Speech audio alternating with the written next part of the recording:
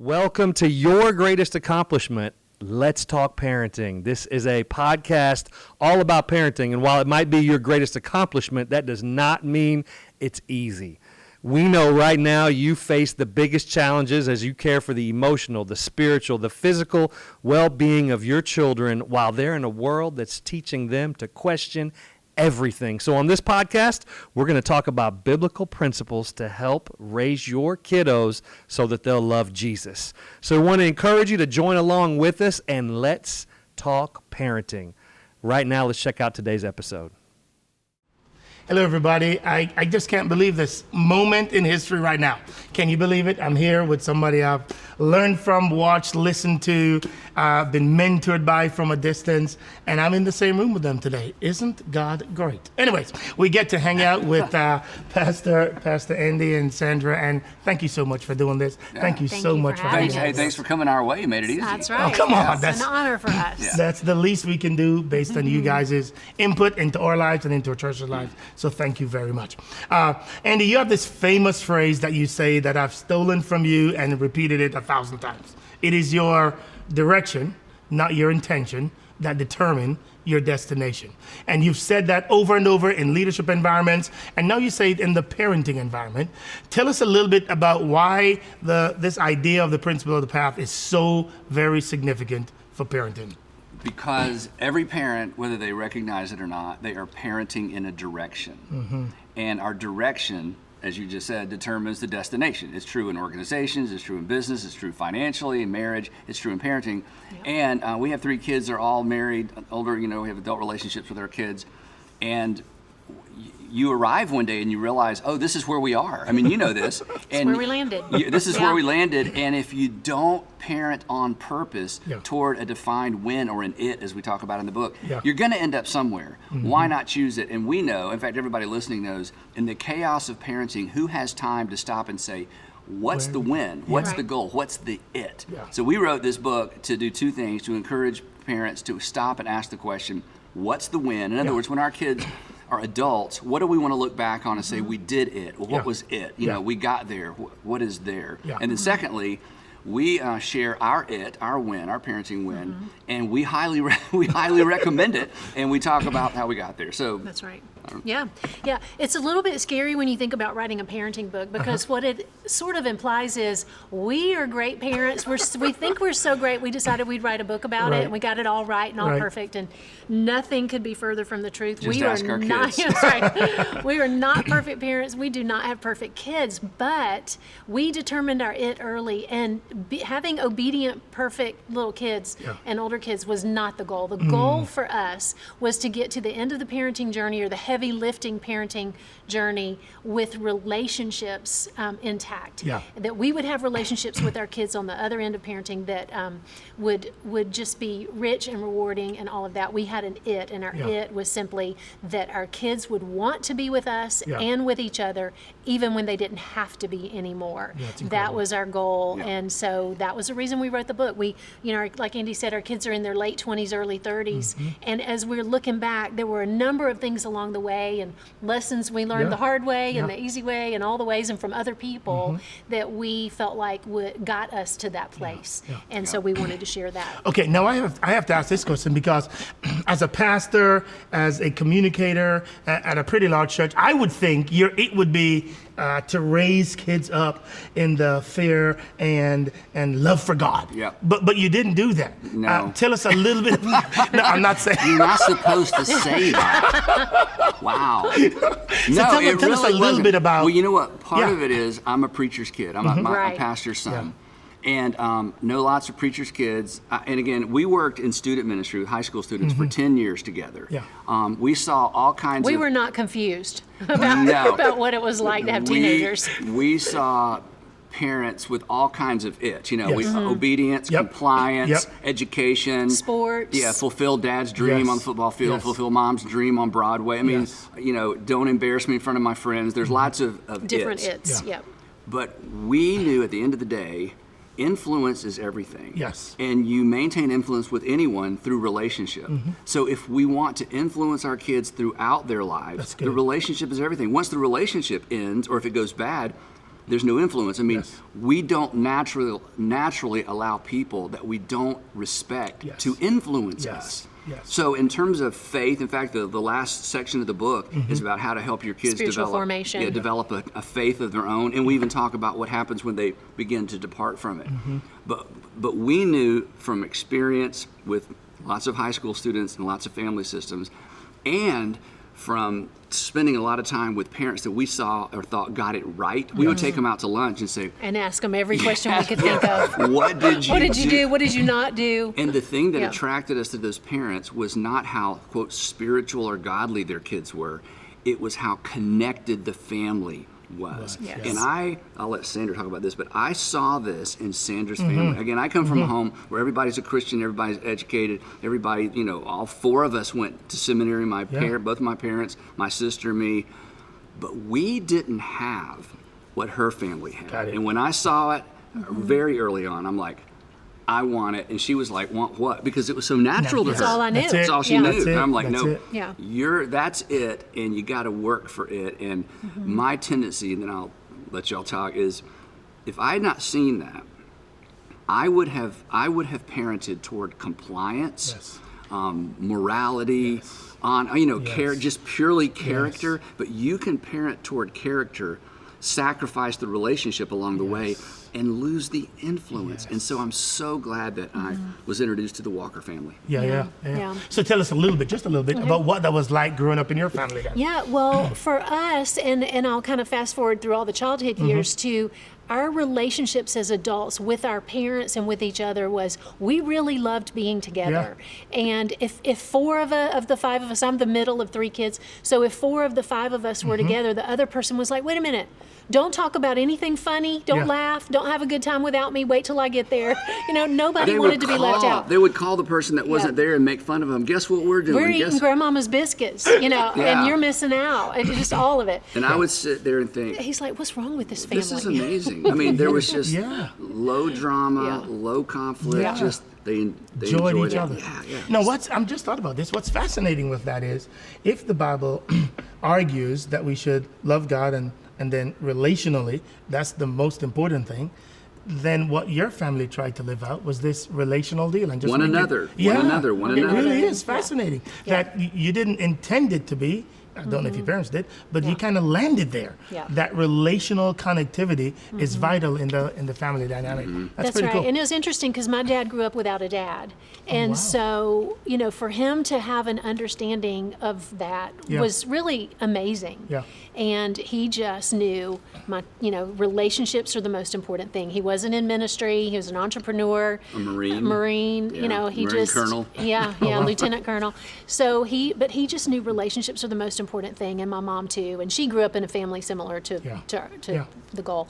And so it was just one of those things where relationship was the focus, and that got us to the adult years where we wanted to be, and we all love the Lord. Yeah. So That's that awesome. was something That's that also incredible. came along. One of the So- things I talk about in the book, though, toward the end, is while we were letting our kids read the book, was we want to make sure this was. I was going to ask you that question. No, we did. Well, what did the And- kids Making sure say we about weren't the making book? stuff Yeah, up. and in one of my conversations with Garrett, our middle child, he reminded me of something I said to him, because we were talking about the whole faith thing, and he said, I remember you telling me, you said, Garrett, if you ever leave the faith, I'm going with you. That's what I told him. I said, hey, if you ever leave the faith, I'm going with you. Right. And my point was, and he understood, my point was, if you think leaving the faith means you're leaving me, wrong. Correct. In other words, I want you to have a strong faith of your own relationship with Jesus, but our relationship's our relationship. And he reminded me of Sure when did. I told him that, Yeah, that's because powerful. it left a mark, and I It made an impression. Yeah. So again, it's not either or. We honestly think this win facilitates the other. So More significant ones. Yeah. Yeah. Okay, you talk about the 4 stages of parenting. Now, just humorous for a moment. Which phase did you like the most? Well, tell them what. Okay, so we have a chapter, and we did not make this up. No. We learned this from several different sources. The 4 stages of parenting. First, you have the discipline years, which are like 0 to 5 years old. You're just basically teaching your kids, hey, there are consequences for your actions, always, good or bad. Yeah. Training years are like 5 to 12 years old. That's the heavy lifting of parenting. You're training your kids. You're teaching them the why behind the what of life. And then the coaching years are like 12 to 18. Yes. And those are the years where you step back a little bit. You're giving them the opportunity to make some decisions on their own and experience some natural consequences. And at the same time, you're connecting rather than correcting. I mean, you're still correcting some. Don't get me wrong. But there's a lot more connecting than correcting. And then the 4th is the friendship season and the friendship stage where we are with our kids now. And, those are the years where you just kind of get to reap a little bit of benefit. You're still parenting your kids. Parenting never ends. Correct. You're still parenting, but it's more, how can I help? Rather than. And the danger there is that you see a lot of parents wanting the friendship stage way too early. And then try to pull the training stage way too late. That's exactly right. And if you get those out of the order in either direction, you lose. One of the things I'm sure we both seen, especially with dads, is, and dads and sons sometimes, you want your son to perform well at something in public, but you never practice with your son at home. So you don't take time to practice with him. Then there's a game or a performance, and it's like, then you've seen the dads, they coach from the sidelines. It's like, hey, you didn't do any of this at home. You never carved out time for this, but now that the game's on, you're embarrassed by, So those training years, we did, and we talked a little bit about this, literally, we knew you can't expect a child to do something well if you haven't practiced. Practice is what develops. So we would practice greeting someone at the door. We practiced everything. We made everything a game. Everything was during a game. That training season. Wow. Yeah, I would stand outside. They would come and open the door. Hi, Mr. Stanley, welcome. Let's get those hands out, eye to eye. Let's do it again. I mean, anything that we wanted them to do, that we knew we would expect them to do in public, you have to practice at home. That's good. So that's sort of the training. Yeah, during the training years, everything is fun and nothing is boring. Then you get to the coaching years and everything is dumb and nothing is fun. So you want to, during those training years, when they really want your attention, you want to give them your attention. You want to train them in all the different aspects of the things you're going to expect of them. You don't train a 15-year-old. For sure. No. For sure not. For sure not. You get the rolled eyes. Yeah. Now this is going to be a little much of a curveball.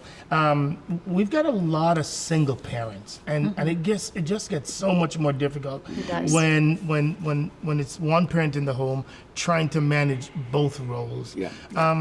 Any encouragement, any suggestions you have just encouraging single parents as they walk through the book and as they read it? Anybody? Yep. What do you think? Well, interestingly enough, Sandra alluded to this. Both of our dads grew up without their father in the home. My dad, my dad's dad died when he was a baby. He was a baby. And Sandra's father, he was about 10 years old when he died.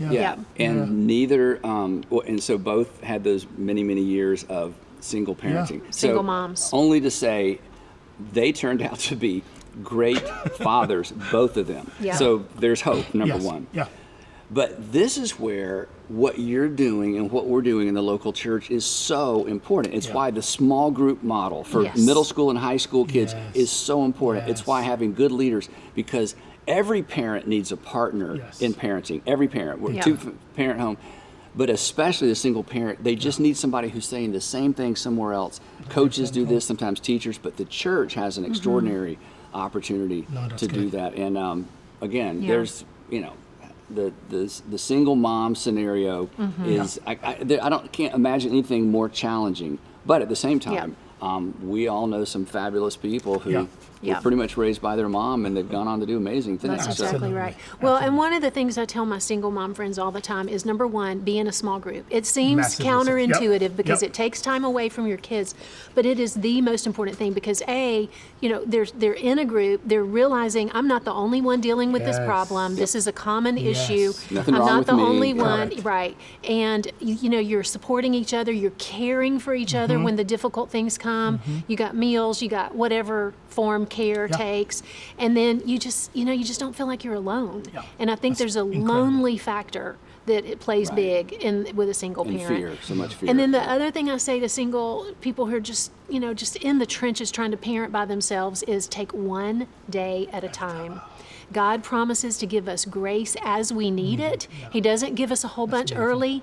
He gives it to us as we need it. And as we lean into our personal relationship with Christ, He's going to provide for us His grace and His mercy in our times of need. Oh, that's cool. And surrounding yourself with support, leaning into your Heavenly Father, those are the two big things in my mind. All right, I got 3 more in this category. Number 1, you only discipline your kids for 2 major reasons. You do that because you think, hey man, don't disrespect mom, Right. Yeah. and don't tell a lie. Yep. Because both of those damage the relationship. Yep. Now I can think of a lot more things to discipline my kids for. So Well, help there us are. out, help us all Yeah. out. No. Why just those This is 2? so Talk to us important. about it. And there's Yes. so much about this in the book. Again, this was our win, our it Yeah. was the relationship. So when you decide the relationship is it, then you set rules that are relational rules, and you discipline in order to restore relationship. One of the most important things we can teach our children is this. When they disobey a rule, whether it's breaking the law later or breaking a rule in the home, someone is hurt or injured by that. You have taken something from someone. So the issue isn't the rule. The issue is who was hurt or disadvantaged or taken advantage of because you broke a rule. So when our kids were young, we had 2 overarching rules: honor mom, not I obey. love that one. Yeah, not obey. Favorite. Not obey mom, because relationships don't thrive on obedience. Relationships thrive on honor. We wanted our kids to understand what it looks like to honor. Well, you didn't say we couldn't. Well, I didn't think I had to. Was that honoring? No. Well, do I need a rule for everything? No. Honor your mother, not your father. Honor your mother. If you honor mom, we're going to be fine. Right. And then they're going to watch me honor mom by making sure they honor mom. And then don't tell a lie. And this is important for us because of what we do.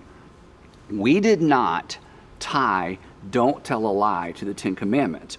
We tethered or harnessed don't tell a lie to this. When you lie, you break the relationship. So I don't want you to lie to me because I don't want you to break our relationship. So when our kids were younger, and this went on through middle school and high school, when I confronted them about something, and I knew, because I was 14 once, I was 16 once, and I knew they would be tempted to lie to me, I would say this. I would say, hey, Andrew or Garrett, it was usually our boys, hey, I need to ask you something, and I know you're probably going to be tempted to lie, because if I were you, I would be tempted to lie to me, so I've set them up so I don't take them off guard, and I really hope you won't lie to me, because it'll break our relationship. I really don't want our relationship to be broken. That's the setup. Yes. So, okay, here it comes. Yeah. And then I'd ask them the question. Correct. And I just wanted to put it out there. What's at stake isn't just telling me the truth. Right. What's at stake isn't avoiding punishment. It's me and us. Yeah, this is more important to me than whatever it is I'm about to ask you about. Beautiful. So we tied the relationship to everything, and then we tied relationship restoration to how we disciplined. Yeah. We saw so many parents who immediately opted for take the door off the bedroom, take your No more freedom. PlayStation away, no more freedom, sit over there, you can't go anywhere, you're Right. restricted. That never worked. Never worked. It just alienated and isolated, and kids learn, I'm going to be more careful next time. Not right? to get caught. Yes. Yeah. Yes. So we tried, and this takes so much more time, so much more Lot creativity. more mental calories. A couple of great illustrations in the book. Yeah. How do you create discipline? How do we discipline our kids so that they experience the humility and the humiliation of having to restore a relationship? But then once the relationship is restored, we're done. Yeah. Once you've paid them back, once you've apologized, once you've owned it, we're done. We're not going to be on restriction for 2 weeks. It Yeah. just, It's over. When it's done, it's over. But that is not intuitive. Correct. It takes more creativity, but again, disciplining toward relationship. In the book, we've got an illustration during the younger years of what that looks like, I was and just then gonna ask you one that. That's during great. the older years. Yeah, the high school years, During yeah. the high school years, what that looked like. I in want both of those. you to tell the one where your son disrespected you. Okay. I Yeah. think that was great. And then the one where Well, they disrespected the babysitter. babysitter was Yeah. great too. Both of those were great. He's I don't care which retaining one. this book Yeah, really yeah, well. yeah. That's amazing. Okay, which do you want me to tell? Which one Either do you want one. to tell? Anyone you Tell them the older one, because Okay, it's yeah. hard to know how to discipline a 16-year-old. Yes, Yes. that's I mean, exactly they're as big right. as we are, or bigger, and it's like, Yeah. So I say about this particular story that I'm going to tell that this was Andy's finest parenting moment.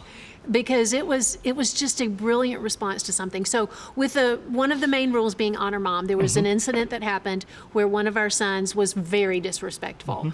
And when Andy got home and I shared the story, I thought, oh, maybe I just should have kept it to myself, because I could see in his whole demeanor, this is a big deal. Yeah, he was 16. He was driving.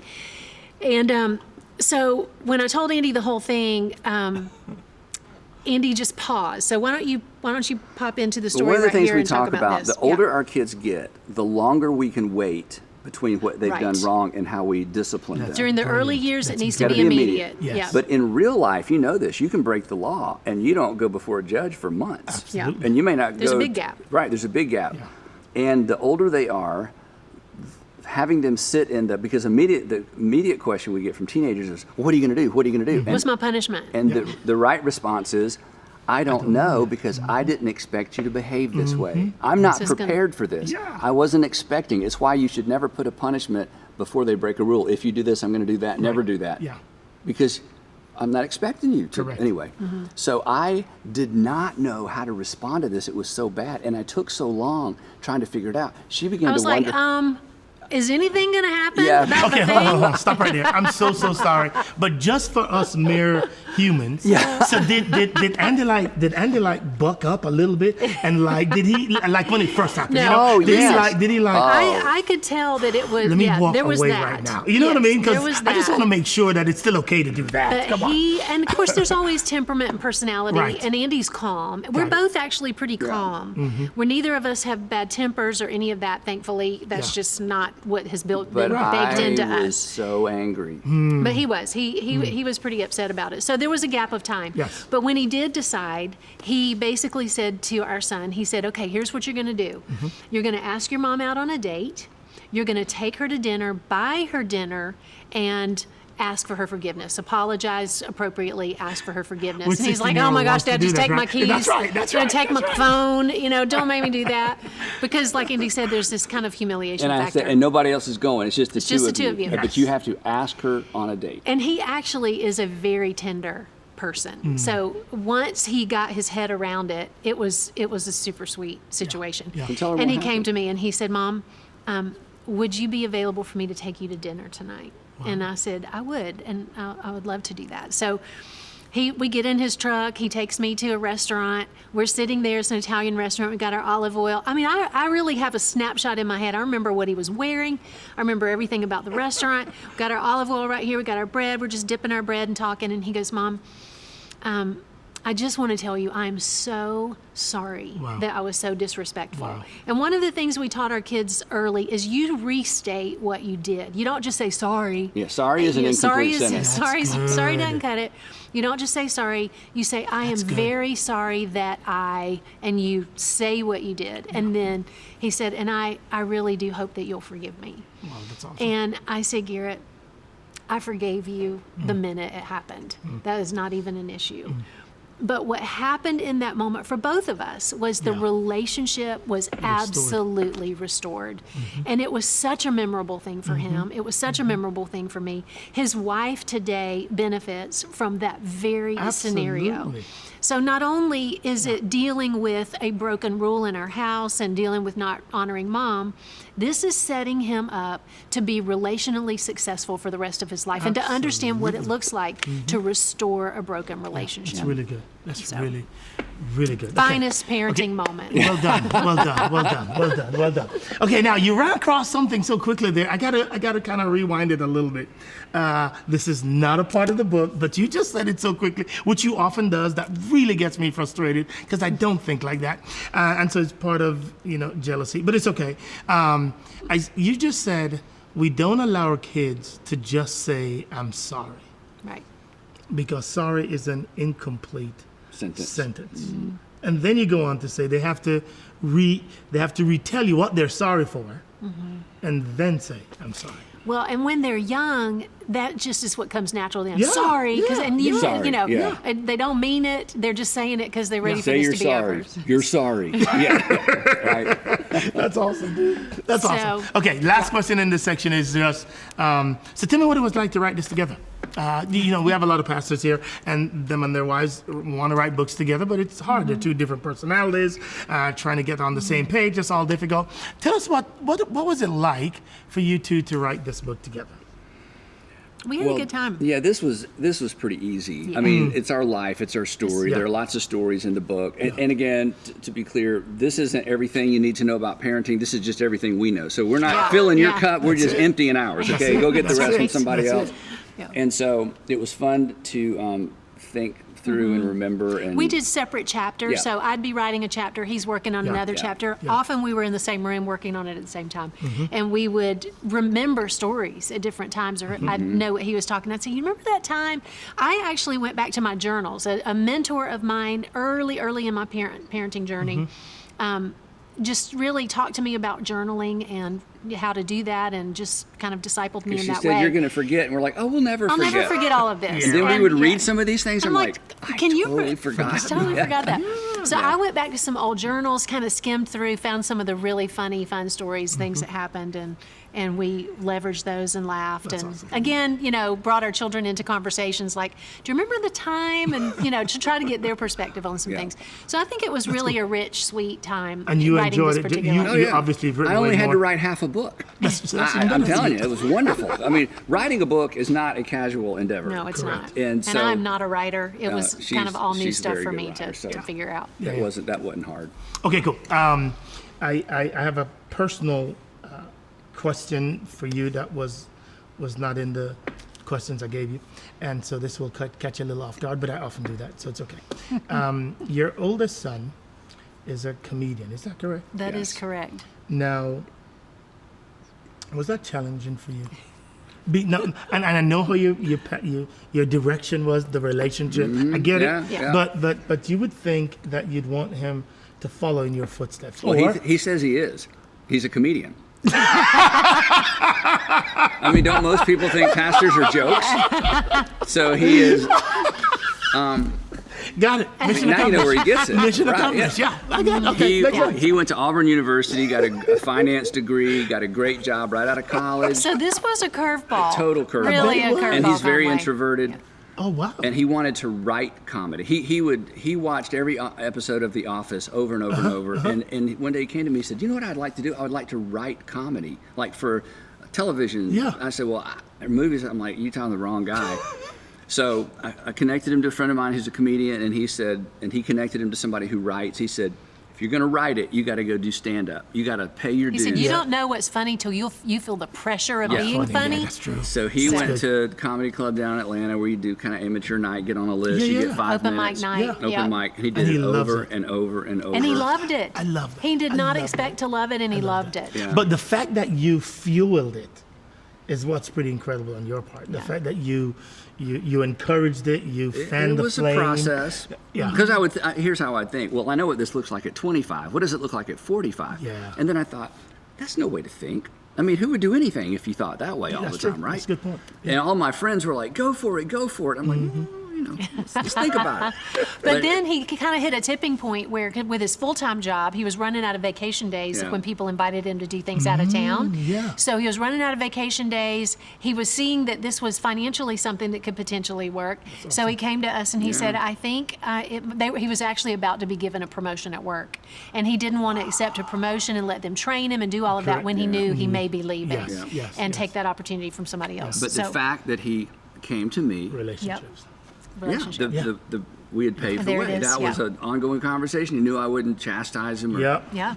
So I was honored that as an adult. I mean, he's got his own job, his own Yeah, car, yeah, doing his yeah, own thing, and Yeah, at Yeah. the time Paying he his wasn't rent, yeah. married, and we were like, you know what? If you're ever going to do it, now's the time. Let's yeah. give it a shot. And he's really funny. Is he real? I've got to check him out. Yeah. I really, really do. You should have him at your conference next year. That's a great plug for a dad. Well done, Dad. I like it. I like it. Gotta keep him busy. Sandra, you had the privilege of staying home for a long time. I did. Yep. And a lot of these pastors, their wives don't have that privilege. And But it is the- a privilege. It is. Oh, yeah, absolutely. big time. But a lot of us pastors have the choice. We just choose not to. I want you to talk to us a little bit about, both of you, please, if you don't mind, just the significance of that decision. In other words, if as pastors we have the opportunity to do so, why do you think it's so significant? Usually because coming at least from my environment, I just didn't want to be broke again. So for me, it was I just want both of us to work so that we don't have to worry about that. Yep. Absolutely. But sometimes you've got to really count that cost and remember the direction that you're trying to get to. Talk to us a little bit about, especially the younger pastor who might have that opportunity. Yeah. Why should we do that? Well, I think one of the things about the understanding the stages of parenting, there is also an ebb and flow of what's required of you as a parent during the different seasons of life. So during those early years, I had the opportunity to be at home, and I just didn't want to miss the things that I knew I couldn't get back. And once our kids transition from one season or one stage to the next stage, that stage is over. You're not going back. And during those training years, same thing. We chose to homeschool during some of those years. She points and to me, so, but she chose to homeschool. I was all for it as long as she did it, because I was not good at it. And so that, of course, dictated that decision. I was not going to be able to do anything else if I was going to focus on that. So, but for me and my mindset and my personality and my temperament, I just simply looked at all of that and thought, these are some years. I've got a long time, hopefully, if I'm healthy and everything goes as we as it normally does. I got a lot of years to do ministry. I've got a lot of years to do some other stuff. These are years I cannot get back. And I just wasn't willing to give up what I was going to have to give up in order to work, to be an extra income or whatever at that time. And it's not one size fits all. We would never say. And there are different needs in different families Yep. and our single moms, all of those things. These are real things. And you have to take all that into account. 70% of our staff, or 68% of our staff are female. We just did a survey, is why I know. I'm surrounded by extraordinarily competent women that I can't imagine doing and most what of them I are do. moms. Yeah. So they're figuring out how to make that work in their families. No, and But that's but great. to your point, I think the reason what's behind the question is you should at least consider it if it's exactly possible. right. That's exactly and right. Yeah. stepping back with lifestyle in order to accomplish something that again, you're the only person that can That's right. do this. And if you have the opportunity and there's a way to do it, Then it's I great. can't imagine, if we're talking about moms specifically, or dads, but a mom regretting, I wish I had gone to work earlier. You don't It's not hear gonna that. happen. Rarely. So it's something to consider. No, and man. we homeschooled, just so you know, we homeschooled Andrew through the time it was ready for him to go to high school. Dropped him into a big Giant high 5A school. public high school. He said because we didn't love him Figure anymore. it out. And so he went from homeschool to high school, Oh, my goodness. big high school. Yeah. And then we put our other two kids in a private school and then put them in public high school. We wanted our kids to go to public high school for sure. Hey, welcome to the world. I Real world. never Yeah. intended to even do that as long as I did. We were prayerful every year, and we wow. didn't commit to a whole Yeah. long time of doing that. It was, this is what we're going to do this year. As we get to the end of the year, we'll be prayerful about, And I would say, hey, do you want to do this again? And yeah, she'd so go, it was always up in the air as to Now, whether we would the even only continue. thing about homeschool is because I had friends at church, I had to teach all of our kids all the bad language because they didn't know any, and I knew they were going to public high school, so I had to get them ready. So I taught them all the bad words, and then Sandra taught them all the combinations so that they would be prepared. So He they always didn't look says that, yeah. foolish. No, that's cool. How awesome you guys. Thank you. Okay, let me just take the last few minutes that we have together. and Let's talk. redeem this conversation. No. It's perfect. Everything's going incredible. Thank you. Andy, let's talk a little bit about leadership, just in closing. You've got an incredible way of communicating, not only the gospel, but an incredible way of connecting with people. Literally, I just want you to, I know it, but I want you to tell us in your process, in your mind, when you have a sermon to do, what goes through your mind? Just walk us through what goes through your mind. So many people ask me this question, and I don't have a great answer. But here's what might be helpful. Okay. And interrupt me if it's like, that's not helpful. I work so far ahead. For example, Yes. I start a series this Sunday. It's a 3-part series. I turned all the outlines in before Christmas to my team. Yesterday, I finished the first part of my next series, and there's 2 Sundays in between with guests, with a local. So for me, I want to be so far ahead because it gives me time to incubate. I'm able to give my outlines to staff to look at, to get feedback weeks in advance. This helps with programming. This helps with everything. Yeah. And when I hear pastors say, "Oh, I work better last minute," I'm like, you only say that because that's all you've ever done. But if you can get further out, then, so for example, if I have a 3-part series and I've done all 3, when I'm doing part 3, I realize, oh, that should be in part 1. Yeah. Oh, you know what? I have an idea that could be there's so much more incubation time. Yes. There's not the rush. I don't fear emergencies. And, Yes. and I, people don't think this about me. I still pastor a local church. I do funerals. I'm doing a funeral this Sunday after church. Oh, wow. So I'm in the thick of pastoral ministry because I like it, honestly. Yeah. So Yes. I just staying that far ahead gives me the opportunity not to feel rushed Yes. and to let things sit, to run across things in the meantime. Yeah. And so I would, in terms of the actual, my mental process, the other thing is, if you've heard me preach some, I want to take people on a journey. I want to tease something at the front end so they're like, oh my goodness, whether you're a Christian or non-Christian, that's interesting. Yep. I don't know the answer to that. There's a mystery to solve, Yep. a question to answer, a tension to resolve. I want to put that out there early. I want to take people to the scripture to say, God has addressed this, Jesus has addressed this. Yes. Here's what it looks like. And then I want to say, even if you're not a believer, you should try this. Yeah. Because this is what Jesus taught. This will make your life better. As we say, following Jesus will make your life better, make you better at life. That's my one-line evangelism that I came up with years ago. Elevator pitch. My elevator pitch for Christianity that I then began using in messages. So the time and inviting input, Yes. just huge. super specific. In our country, when there have been racial issues, and here's the white guy and here comes Sunday and Got we need it. to talk about this. Got it. By working ahead of time, when we have to interrupt the regularly scheduled program to deal with something that's cultural, I don't feel as so much Boxed angst. in. Yeah. And because I'm in the habit of inviting staff members to speak into my outlines ahead of time. That's incredible. I have been so well served by our African American staff to give them the outline and say, where are the landmines? Where am I saying this wrong? Yes. How could I say this better? I don't want to be misunderstood, but I don't want to ignore what's happening. Correct. So just the fact that our staff is accustomed to that's not the exception to the rule. That's the rule anyway. It's good. In those special moments, those important times, that's just part of the routine around here. No, that's good. And one last thing to the pastors, the communicators, you're being evaluated every time you speak. So evaluation isn't something you have to invite.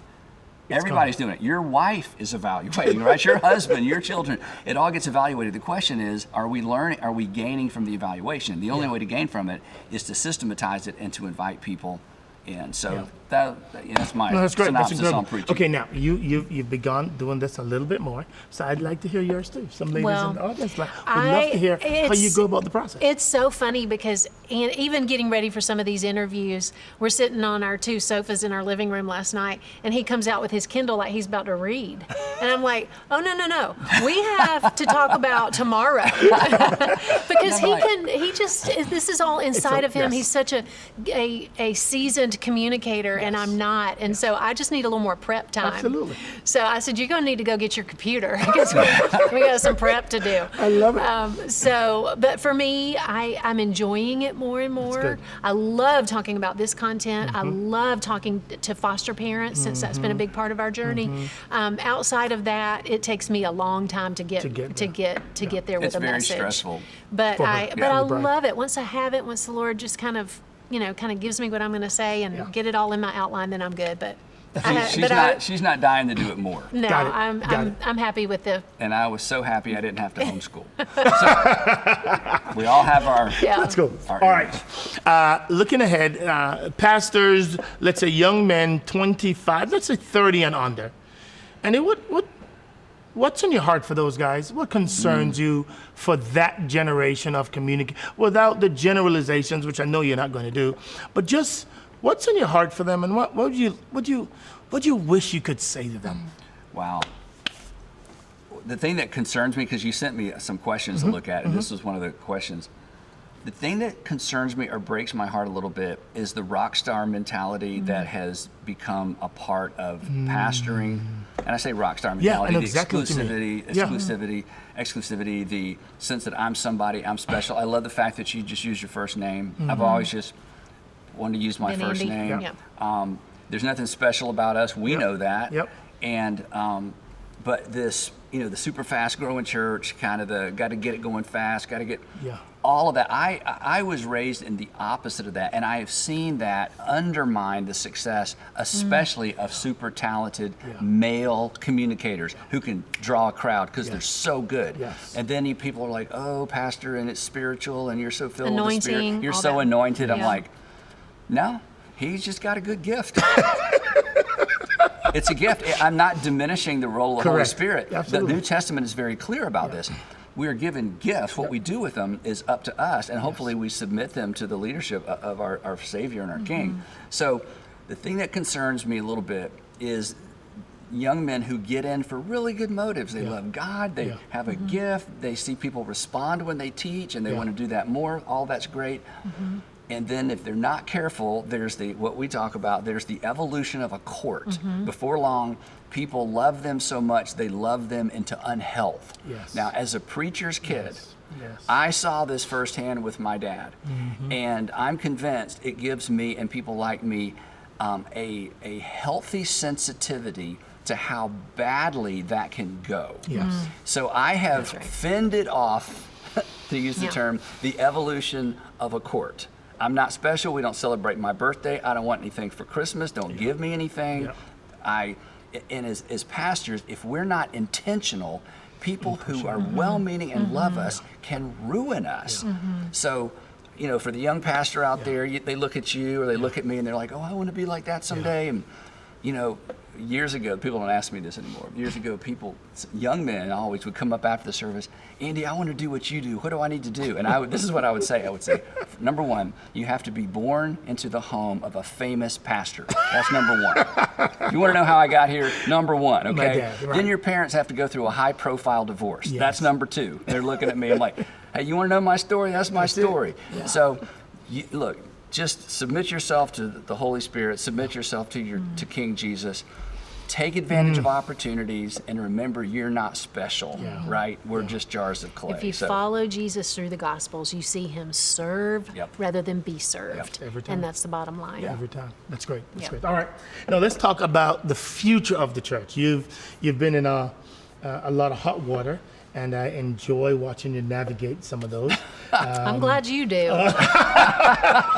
She can't even repeat what she says when she sees me charging off into battle. Into battle. Anyway, go ahead. Back to you. But Sorry.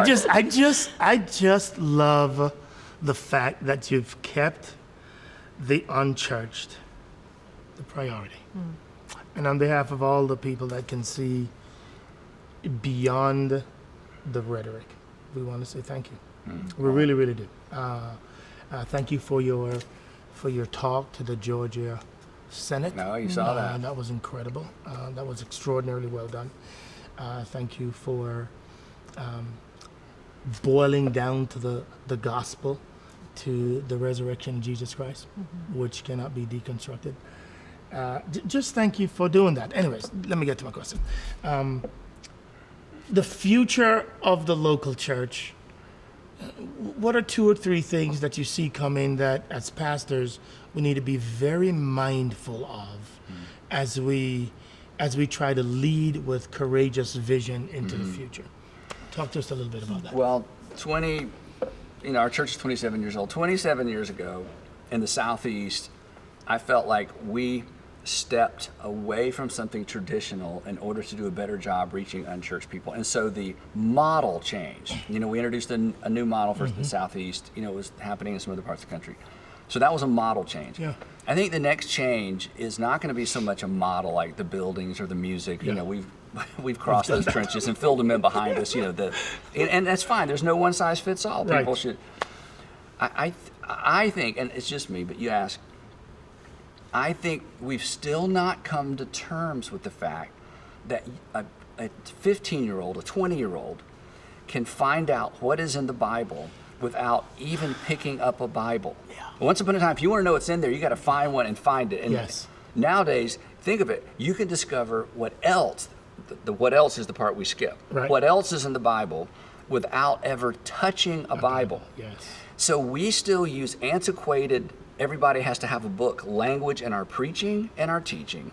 And for years and years and years, you just pointed to it, we have anchored people's faith to the Bible. The problem is, in the first century, people's faith were anchored to the event that launched the movement that eventually brought us the Bible. So as theological and as clunky as that sounds, I'm convinced this generation, we're behind. I don't think this is the next. I think we've got it. And this is where I get criticized because people feel like I'm dismissing the Bible or discounting. I mean, Sandra would tell you, every morning, he's got his Bible in his two lap. translations and a commentary from my quiet time, not studying. I just loves Scripture. Yeah, we both do. Dr. Hendricks taught you well. Yeah, exactly, right. Norman Geisler, whenever people go off, I'm like, come on, man. The guy's but really I understand, into because when you start messing with traditional language, it sounds like we're messing with traditional theology. Correct. But I think for the sake of my kids and their the 20-something, the 30-something-year-olds who are trying to hang on to faith and wonder, is it relevant? Does it work anymore? Our language, our approach to how we talk about Scripture and how we talk about our faith, we've got to continue to change. And I listen to lots of preaching, and it's just, again, it's not that it's not true. It's just that what it's anchored to for someone with just a little bit of skepticism built in. It's like it just doesn't hold up. But the gospel holds up, as you just said. You can't deconstruct the resurrection. I mean, and if Jesus rose from the dead, game on. If he didn't, Paul said there's no game. I mean, I didn't make that up. Paul said that. So I think some of that, what we're anchoring people's faith to, how we talk about it, I think that has to be certainly part of the future of the church. You have to make those changes, which has something to do with theological education. But the form and function of how long the services last and music, the great news is, because of some changes in the past few years, we're so open to, we have no excuse. I mean, we can use media. I mean, it's the tools are all there. To sit at my computer and never open a book. I've given away most of my library because with Logos, it's fabulous. So I think some of the shifts and the changes are going to be in that realm, not so much, what does the building look like? What does the music sound like? But that's just me. That's awesome. Well, I just want to say thank you both. On behalf of all these men and women that are here, I need you to hear me clearly say this. Thank you for modeling the way well for us. Thank you. Thank you for serving the white church, the Indian church, the Asian church, and the African American church. We are deeply grateful. You have no idea.